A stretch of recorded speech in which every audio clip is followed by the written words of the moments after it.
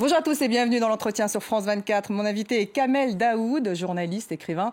Il sort simultanément en France et en Algérie son deuxième roman, Zabor ou les psaumes. Et c'est aux éditions Actes Sud. Bonjour, merci beaucoup d'être avec nous. Alors Zabor et les psaumes, c'est votre deuxième roman après Meursault contre-enquête. Vous avez aussi publié cette année le recueil de vos chroniques, parce que vous êtes aussi journaliste, Kamel Daoud. Mes indépendances, ça s'appelle, pour lequel vous avez reçu le prix Livre et Droits de l'Homme. Alors Zabor, c'est un roman philosophique sur le pouvoir de l'écriture. C'est un homme qui a un don depuis qu'il est enfant et quand il écrit, il fait reculer la mort. C'est pratiquement la première phrase du livre, Kamel Daoud. Écrire est la seule ruse efficace contre la mort. L'écriture vous a-t-elle sauvé ? Effectivement, l'écriture et la lecture surtout. L'accès au livre m'a beaucoup libéré l'esprit, m'a fait relativiser mes croyances, m'a poussé à voir le monde autrement. Donc l'écriture et la lecture surtout m'ont sauvé. Alors Zabor dit « Écrire est le seul moyen pour remonter le temps, le contrer, le restaurer ou le contrôler. Il y a un lien entre la conjugaison et la métaphysique. Est-ce cette restauration du temps qui donne du sens finalement ?» La maîtrise du temps, je préfère parler de maîtrise du temps, c'est-à-dire qu'on est dans une situation où on a emprise sur le temps, où on croit avoir emprise sur le temps, alors que dans la vie réelle, dans la vie quotidienne, c'est plutôt le contraire. Nous sommes sous l'emprise du temps. Donc cette façon de contrôler le temps, c'est ça qui donne du sens justement à l'écriture ? Non, pas uniquement. C'est aussi une façon d'exprimer le désir, d'être dans ce que j'appelle moi une intimité universelle. Vous savez, quand vous lisez, vous êtes dans l'intimité d'un inconnu absolu, quelqu'un que vous n'allez jamais croiser, un pays où vous n'avez jamais été. C'est ça le miracle de la littérature. C'est qu'elle vous ouvre le monde et elle vous l'apporte chez vous, en vous d'ailleurs. Et quand avez-vous commencé à écrire justement ? Au moment même où j'ai commencé à manquer de livres. C'est-à-dire que j'étais un grand lecteur dans un petit village où il n'y avait pas assez de livres. Donc le seul moyen, c'était de lire des livres, de les relire encore et puis de les écrire. Alors Zabor couche sur ses cahiers des centaines de livres. Il y a ces livres et puis il y a le livre sacré. Est-ce qu'il y a une concurrence finalement entre les livres et le livre sacré ? Éternellement, il y a toujours une concurrence entre un livre qui veut expliquer la totalité du monde et des livres qui veulent soit le commenter, soit le concurrencer. C'est l'histoire de l'humanité, elle est ainsi faite. Et vous avez une préférence ? J'ai une préférence pour le livre qui accepte, qui tolère, qui magnifie mon désir du monde. Vous écrivez, Zabor dit « Sauf que le mien, mon livre, n'imposait pas un jugement dernier ou le trépas et conservait la terre et ses cailloux et ses ombres. » J'aime bien. Si j'avais à choisir entre la vie et la mort, je choisis la vie. Donc j'écris pour la vie. Écrire est-il un acte divin, finalement ? C'est un acte qui est partagé par le divin et l'humain. Les deux écrivent des livres. Les deux écrivent des livres. Et d'ailleurs, vous dites à un moment donné, les dictateurs ont toujours voulu finir par écrire des livres. Ils le font. Nous avons eu le livre rouge, le livre vert de Kadhafi. Donc il y a toujours des livres au bout d'une dictature. Zabor écrit en français, comme vous, Kamel Daoud. Il découvre la langue française en tombant sur un roman policier qui commence par cette phrase « Elle s'avança vers moi nue ». Le français fut la langue du sexe et du voyage. Il la déchiffre, il l'apprend, il se l'approprie. C'est ce qui vous est arrivé ? Exactement. Il y a une partie autobiographique de ma propre personne, de mes idées dans Zabor. C'est ma découverte de la langue, c'est la confection d'un dictionnaire nouveau, etc. Donc, pour moi, la découverte de la langue française était intimement liée à la découverte de l'érotique, du corps d'autrui, de la sensualité, de la sexualité. Vous aviez quel âge ? Vous étiez un enfant, comme Zabor dans le livre ? 9 ans, 10 ans à peu près, c'est très tôt. Et vous êtes tombé sur donc c'était un roman de gare ? Un roman de gare, un roman policier avec une belle femme en couverture et puis beaucoup de mots à l'intérieur. Donc il fallait faire le lien entre la couverture et les mots. Et donc vous êtes mis à apprendre tout seul le français ? Grosso modo, le français, c'est une langue ambiante en Algérie. C'est une langue qui est toujours là, par bribes, par etc. Mais le français, d'accès à la littérature, oui, je l'ai appris plus ou moins tout seul. Oui, parce que Zabor distingue d'ailleurs l'arabe qu'il apprend à la mosquée, l'arabe de l'école, l'arabe de sa tante, et puis d'un coup, il découvre le français. Donc c'est un pays finalement à la langue plurielle. C'est un pays où on a l'arabe, parce qu'il n'existe qu'un seul arabe, et puis nous avons nos langues maternelles, que ce soit la mazérité ou ce que j'appelle moi le maghrébin ou l'algérien, et puis il y a le français. C'est un pays multilangue qui le vit mal, alors qu'il doit le vivre de manière beaucoup plus apaisée. Et pourquoi le vit-il mal ? Parce que c'est aussi la langue coloniale, le français ? Je pense qu'on a trop lié la question de la langue à la question de l'identité. Et moi, je suis contre. Je pense que l'identité s'exprime par ce qu'on fait, par ce qu'on construit, par l'architecture, par beaucoup de choses, pas uniquement par la langue. C'est un choix de reclusion que de croire que l'identité peut être limitée à la langue. Et dès que l'identité et la langue sont mêlées, on en fait une sorte de maladie. Et c'est ce qui se passe aujourd'hui en Algérie. C'est ce poids du passé qui, en fait, se transmet par la langue, justement, la langue française. Il y a un poids du passé, mais Il y a aussi un poids du présent en Algérie. C'est que les gens ont peur de vivre, ont peur de trancher, ont peur d'avancer, ont peur d'assumer aussi le poids de la vie. Et c'est ce que j'essaie de faire, d'exprimer ce poids de la vie maintenant. Il y a le poids de l'histoire, effectivement, il y a le poids des morts aussi, qui pèse très lourd dans la conscience et dans l'histoire et dans l'imaginaire algérien. Donc, c'est autant de poids morts à porter sur le dos pour l'Algérien. Alors Zabor se réapproprie de nombreux livres de la littérature. Il évoque La peau de chagrin de Balzac, il évoque La promenade du phare de Virginia Woolf. D'ailleurs, on retrouve un peu ces monologues intérieurs dans Zabor, qu'on pourrait retrouver un peu dans Virginia Woolf. Et puis, il y a La crucifixion en rose d'Henri Miller, Sexus, Plexus, Nexus. Ces auteurs vous ont-ils particulièrement marqué, Kamel Daoud? Henri Miller a marqué mon rapport un peu lyrique à la langue. Et puis, j'ai trouvé extraordinaire ce mélange entre sexualité, érotisme et langue. Henri Miller est américain, mais il ne l'est pas. Quand on le lit, c'est quelqu'un qui vraiment se distingue par rapport à la généalogie des écrivains américains.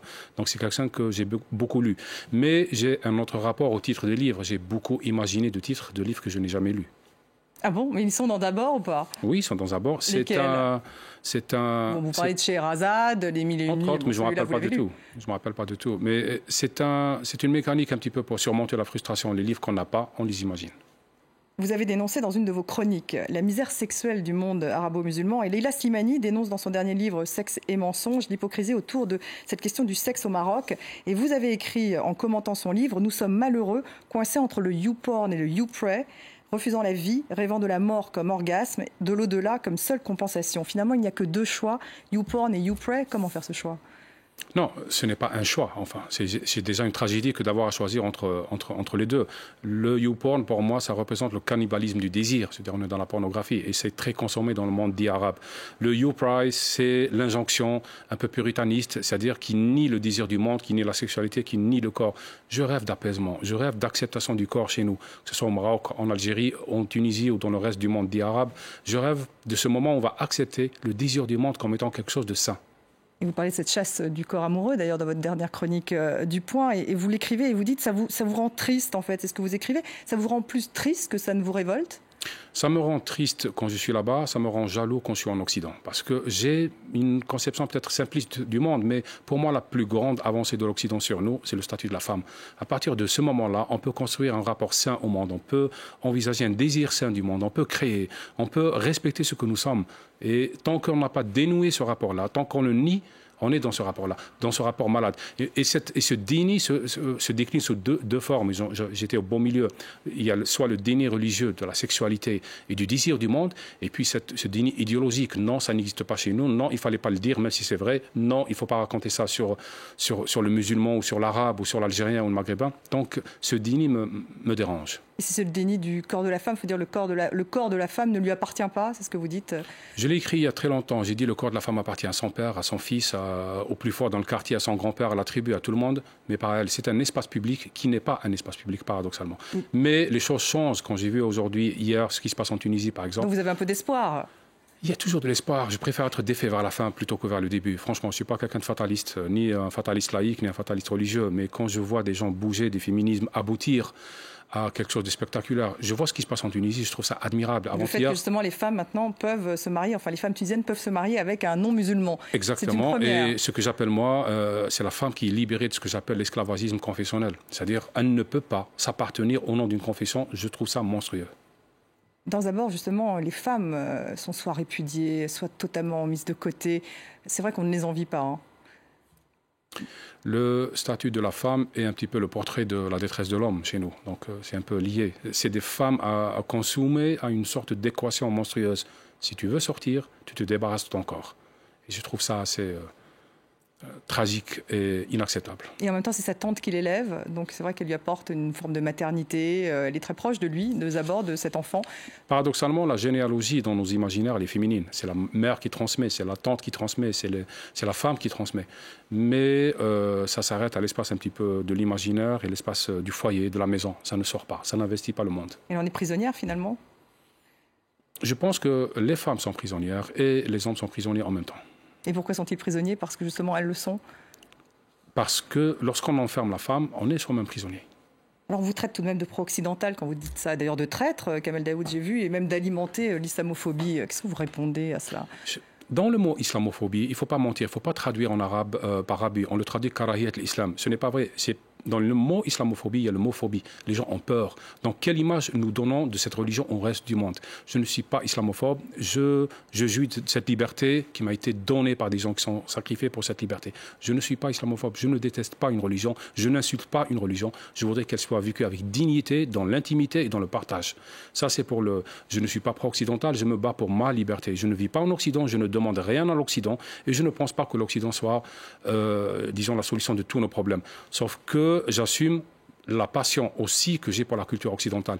Je ne la cache pas. Je n'envoie pas mes enfants être scolarisés en France en le cachant en Algérie. Je ne le ferai jamais. Si je le fais, je vais le faire ouvertement. Alors vous dites tout de même, en parlant encore de cette chasse au corps amoureux, cela amène à la violence ou au désir de départ. Avez-vous songé à quitter Oran? Tout le monde y songe. On y songe chaque jour parce qu'on n'a pas de deux vies, on a une seule. Donc on pense à ses enfants, à sa propre vie, à ses loisirs. Mais en même temps, c'est un choix douloureux. C'est un choix que je n'arrive pas à faire. Qu'est-ce qui vous retient? Deux choses, parce qu'il faut beaucoup de courage pour partir. Et puis, au début, je croyais que je refusais de partir par dignité. Mais j'ai compris aussi que c'est ce qui me donne du sens là-bas dans mon pays. J'ai besoin de ce sens. Seriez-vous tenté par l'exercice du pouvoir? Non. Disons l'exercice de l'État, c'est différent. Non. Je pense qu'il y a des gens beaucoup plus aptes à faire de la politique que moi. Kamel Daoud président, ça donnerait quoi? Ça donnerait peut-être Kamel Daoud mort, ou Kamel Daoud exilé, ou Kamel Daoud enfermé chez lui. Vous êtes pessimiste? Non, réaliste. Ça pourrait être aussi Kamel Daoud qui pense à l'éducation. Réaliste, d'accord. Non, je plaisante. J'aime bien répondre comme ça, en provoquant. Mais la réalité, c'est que tout engagement a une facture. Est-ce que je suis capable de payer cette facture-là ou pas? Et puis, nous avons un système politique, soit en Algérie, soit ailleurs, qui ne permet pas l'émergence du leadership autre que le leadership islamiste ou celui du régime. C'est une mécanique très difficile. On me pose souvent cette question, pourquoi vous ne vous engagez pas en politique? Je n'ai pas encore consolidé mes raisons profondes pour pouvoir le faire. Ça pourrait peut-être arriver un jour tout de même. Possible. Possible. Merci beaucoup d'avoir été avec nous, Kamel Daoud. Je rappelle le titre de votre roman Zabor ou les psaumes. C'est aux éditions Actes Sud. Merci à vous de nous avoir suivis et restez avec nous sur France 24.